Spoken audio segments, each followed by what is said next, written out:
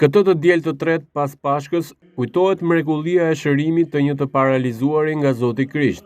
Ngjallja e Krishtit takohet me sëmundjen e vuajtjen e njeriut. Ungjilli i sotëm flet për një person që kishte 38 vjet i paralizuar, por më e keqja ishte se nuk gjente një person për ta ndihmuar. 38 vjet priste, shpresonte dhe kërkonte shpëtimin. Takimi me Krishtin i dha mundësinë të shërohet, por edhe të gjejë një mik e të përvojë gëzim në jetën e tij. Më parë vuante nga vetmia e thellë 38 vjeçare, ndërsa tani gjeti mikun e tij të përjetshëm.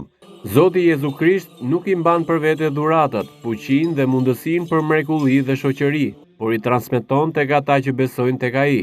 Kisha ortodokse paraqet dhe dëshmon se e gjithë zbulesa e Perëndisë është një dhe e pandërprerë. Si e tillë, ajo është unifikuese e historisë njerëzore. Zbulimi i Zotit nuk mund të kufizohet nga nevojat, pengesat apo egoizmat e botës. Zbulesa e Perëndisë që në qendër ka ngjalljen e Krishtit është zbulesë për t'i thirrur njerëzit në shpëtimin real e të vërtetë. Kjo e diel ofron shpresë që Zoti të vizitojë shpirtrat e besimtarëve dhe t'u dhurojë atyre dritën, gëzimin dhe paqen.